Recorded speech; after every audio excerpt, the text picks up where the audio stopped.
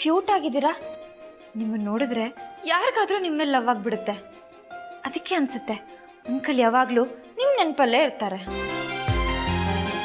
ನೀವು ಬಳಸ್ತಿದ್ದ ವಸ್ತುಗಳನ್ನ ಅವ್ರ ದೇಹದ ಅಂಗ ಥರ ಜೋಪಾನವಾಗಿ ಕಾಪಾಡ್ಕೋತಾರೆ. ಆ ವಸ್ತುಗಳನ್ನೇ ಅಷ್ಟು ಕಾಳಜಿ ಮಾಡೋರು ನಿಮ್ಮನ್ನ ಎಷ್ಟು ಪ್ರೀತಿಸ್ತಿರ್ಬೋದು ಅಂತ ನೆನೆಸ್ಕೊಂಡ್ರೆ ಆಶ್ಚರ್ಯ ಆಗುತ್ತೆ. ಅವರೇನಾ ಹಿಟ್ಲರ್ ಅಂಕಲ್ ಅಂತ ಅನ್ಸುತ್ತೆ. ನಿಜ ಹೇಳ್ಬೇಕಂದ್ರೆ ಅಂಕಲ್ ಕೋಪ ಮಾಡ್ಕೊಳ್ದೇ ಇದ್ದಾಗ ಪುಟಾಣಿ ಪಾಪು ಥರ ಕಾಣಿಸ್ತಾರೆ. ಅವ್ರ ಕೆನ್ನೆ ನೋಡ್ಬೇಕು ನೀವು. ನನ್ನ ಕೆನ್ನೆಗೆ ರೋಸ್ ಹಚ್ಕೊಂಡಿದ್ದೀನಲ್ಲ ಆ ಥರ ಕಾಣಿಸುತ್ತೆ. ಮೇ ಬಿ ನೀವಿದ್ದಾಗ ಹಾಗೆ ಇರ್ತಿದ್ರೇನೋ. ಅಂಕಲ್ ನೋಡೋಕೆ ಎಷ್ಟು ಹ್ಯಾಂಡ್ಸಮ್ ಆಗಿದ್ದಾರೆ. ಅವ್ರ 3 ಜನ ಸೊಸೆ ಅಂದ್ರು ಅವ್ರಿಗೆ ಸಿಸ್ಟರ್ಸ್ ಥರ ಕಾಣಿಸ್ತಾರೆ. ಆದರೆ ನಿಮ್ಮಿಬ್ರು ಪೇರ್ ಹೇಗಿದೆ ಗೊತ್ತಾ? ನಮ್ಮ ಸೀರಿಯಲಲ್ಲಿ ನಮ್ಮ ಆದಿಪಾರು, ನಮ್ಮ ವೇದಾಂತ ಮೂಲ್ಯ ಥರ ಇದೆ. ಆದರೆ ನಿಮ್ಮಿಬ್ರು ವಿಚಾರದಲ್ಲಿ ದೇವರು ವೆರಿ ಬ್ಯಾಡ್. ನಿಮ್ಮಿಬ್ರನ್ನ ದೂರ ಮಾಡಿಬಿಟ್ಟು ಅಂಕಲ್ಗೆ ಮೋಸ ಮಾಡಿಬಿಟ್ಟ. ನೀವೇನಾದರೂ ಅಂಕಲ್ನ ಇವಾಗ ನೋಡಿದ್ರೆ ಇವ್ರ ಜೊತೆ ನಾನು ಬಾಳಿದ್ದು ಅಂತ ಅನ್ಸುತ್ತೆ. ಅಷ್ಟು ಬದಲಾಗಿದ್ದಾರೆ ಗೊತ್ತಾ? ಫಾರ್ ಎಕ್ಸಾಂಪಲ್, ಕಾಡಲ್ಲಿರೋ ಹುಲಿ ಜೊತೆ ಬೇಕಾದ್ರೆ ಬಾಳ್ಬೋದು, ಆದ್ರೆ ಈ ಅಂಕಲ್ ಜೊತೆ ಅಬ್ಬಬ್ಬಾ ಯೋಚನೆನೂ ಮಾಡೋಕ್ಕಾಗಲ್ಲ. ಅದಕ್ಕೆ ನಾನನ್ನು ರಿಜೆಕ್ಟ್ ಮಾಡಿದ್ದು.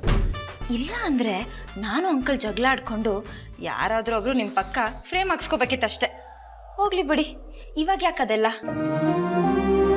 ನಿಮ್ಗೊಂದು ಗುಟ್ಟು ಹೇಳ, ನಂಗೆ ಯಾರು ಕಂಡ್ರೂ ಭಯ ಆಗಲ್ಲ. ಆದರೆ ಅಂಕಲ್ ಕಂಡ್ರೆ ನನ್ನ ಗುಂಡ್ಗೆನೆ ಹೊಡೆದೋಗಂಗಾಗುತ್ತೆ. ಯಾಕೂ ಗೊತ್ತಿಲ್ಲ.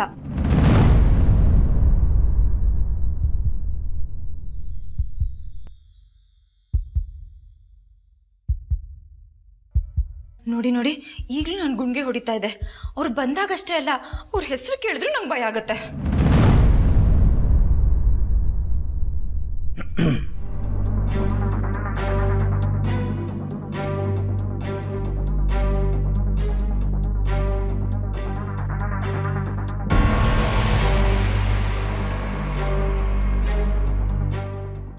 ಆ್ಯಕ್ಚುಲಿ ನಾನು ನಿನ್ನೆ ತುಂಬ ಹಾರ್ಷಾಗಿ ಬಿಹೇವ್ ಮಾಡಿದೆ. ನಾನು ನೀನು ನನಗೆ ಭೇಟಿಯಾಗಿರೋದು ಭಾಳ ಲಿಮಿಟೆಡ್ ಟೈಮಲ್ಲಿ. ಆ ಟೈಮಲ್ಲಿ ನನ್ನ ಎಕ್ಸ್ಪೆಕ್ಟೇಷನ್ಸ್ಗೆ ತಕ್ಕಾಗಿ ನೀನು ಇರಬೇಕು ಅಂತ ಎಕ್ಸ್ಪೆಕ್ಟ್ ಮಾಡೋದು ನನ್ನ ತಪ್ಪು. ಅದಕ್ಕೆ ನಿನ್ನೆ ನಾನು ಆ ಥರ ನಡ್ಕೊಂಡಿದ್ದಕ್ಕೆ ಐ ಆಮ್ ರಿಯಲಿ ಸಾರಿ. ಪರವಾಗಿಲ್ಲ, ಅಂಕಲ್ ಮದುವೆ ಮೂಡಲಿಲ್ಲ ಅಂದರೂ ನಾನು ಹುಡ್ಕೊಂಡು ಬಂದು ನೆನ್ನೆ ಆಗಿರೋದಕ್ಕೆ ಸಾರಿ ಕೇಳ್ತಿದ್ದಾರೆ ಅಂದರೆ ನಿಜವಾಗ್ಲೂ ಅಂಕಲ್ಗಿಂತ ನಾನೇ ಗ್ರೇಟು. ಅವ್ರ ಮನೆಯಲ್ಲೇ, ಅವ್ರ ರೂಮಲ್ಲೇ ಅವ್ರನ್ನೇ ಕ್ಷಮಿಸಿ ಹೋಗ್ತಿದ್ದೀನಲ್ಲ, ಅದಕ್ಕೆ. ಇನ್ನೂ ಯಾಕೆ ಮುಖ ಆ ಕಡೆ ತಿರ್ಸ್ಕೊಂಡಿದ್ಯಾ? ನಾನು ಕ್ಷಮೆ ಕೇಳಾಯ್ತಲ್ಲ. ಹೌದಲ್ವಾ, ಅಂಕಲ್ ಕ್ಷಮೆ ಕೇಳಾಯ್ತು. ಈಗ ನನ್ನ ಸರ್ದಿ, ಕ್ಷಮಿಸ್ಬಿಡ್ತೀನಿ.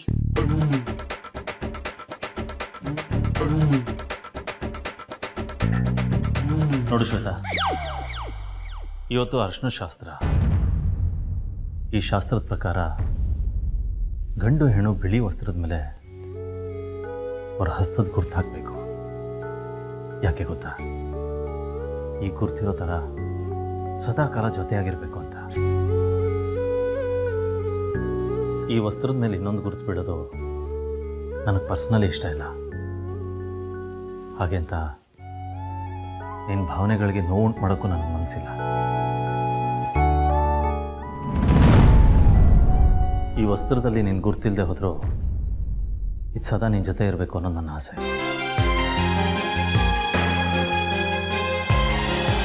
ತಗೋ ಶ್ವೇತಾ.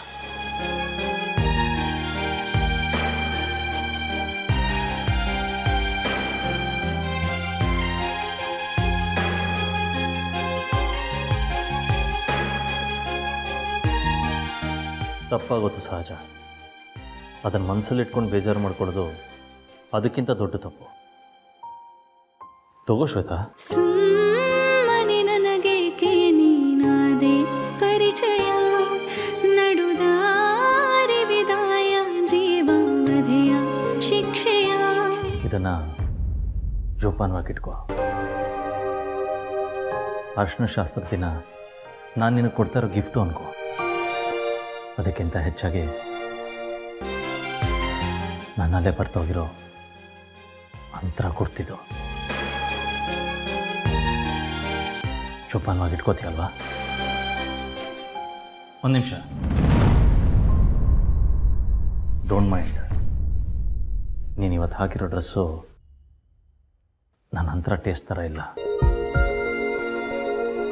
ನಾನಿನ್ನೂ ಇಲ್ಲೇ ಇದ್ರೆ ನನ್ನ ಅಂಕಲ್ ಮದ್ವೆಗೆ ಡಾನ್ಸ್ ಮಾಡೋದಲ್ಲ, ನಮ್ಮ ಮನೆಯವರೆಲ್ಲ ನನ್ನ ಶವದ ಮುಂದೆ ಟಮಟೆ ಡಾನ್ಸ್ ಮಾಡಬೇಕಾಗುತ್ತೆ. ಮೊದಲಿನಿಂದ ಜೂಟ್ ಹೇಳಬೇಕು.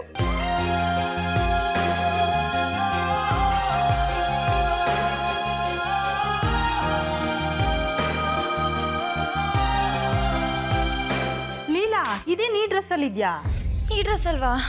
ನಾವು ಮಾಡ್ತಿರೋದು ಈ ಸೀಕ್ವೆನ್ಸ್ ಅಲ್ಲಮ್ಮ, ಇನ್ನೊಂದು ಸೀಕ್ವೆನ್ಸು. ಮೇಡಮ್ ನೋಡಿದ್ರೆ ಬೈತಾರೆ. ಹೋಗು ಡ್ರೆಸ್ ಚೇಂಜ್ ಮಾಡ್ಕೊಂಬಾ. ಇಲ್ಲ, ಕೆಳಗಡೆ ಮಾಡ್ತೀನಿ ಬಾ. ಮಂತ್ರ, ಎಲ್ಲ ನಿನ್ನ ಆಸೆ ಹಾಗೆ ನಡೀತಾ ಇದೆ. ಇನ್ನು 3 ಗಂಟೆ ಹಾಕೋದಷ್ಟೇ ಬಾಕಿ ಇರೋದು.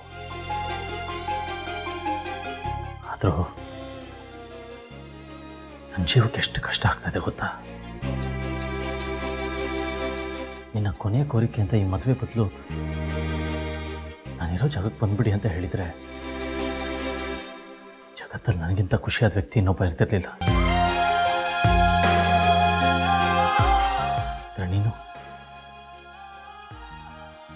ನನ್ನ ಇನ್ನೊಂದು ಮದುವೆಯಲ್ಲಿ ಖುಷಿ ಕಾಣ್ತಾ ಇದೆಯಾ? ನಿನ್ನ ಆಸೆ ನಾನು ಪೂರೈಸ್ತಾ ಇದ್ದೀನಿ. ನಿನ್ನ ಆಸೆಗಳೇ ಅಂತ ಈ ಜೀವನ ಮತ್ತೆ ಜೀವಿಸೋ ಮಾಡಿರೋ ಆಹೋ ವಿನಾಯದಗೆ ಅಂಟು ಮಂಜಿನ ಹನಿಯು ಬಿಸಿಲಾದ ಕೂಡಲೇ ಕರಗೋ ಕಹಿ ಸತ್ಯವೇ ಕೊನೆಯೋ.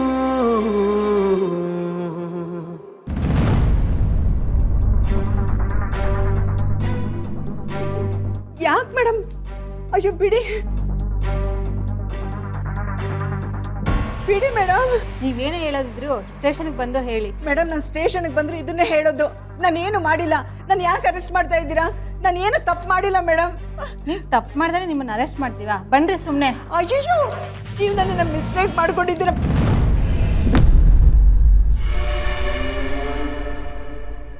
ಸರ್ ಸರ್, ನೀವಾದರೂ ಹೇಳಿ ಸರ್, ಯಾಕೆ ನೀವು ನನ್ನನ್ನು ಅರೆಸ್ಟ್ ಮಾಡ್ತಾ ಇದ್ದೀರಾ?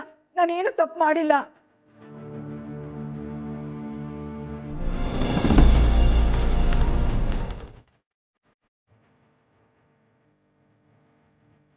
ಸರ್ ನೀವಾ? ಸರ್, ನಾವೇನೇ ತಪ್ಪು ಮಾಡಿದ್ರು ಕೂತು ಮಾತಾಡೋಣ ಸರ್. ಈಗಾಗಲೇ ಮನೆ ಮರ್ಯಾದೆ 3 ಕಾಸು ಹರಾಜಾಗಿದೆ.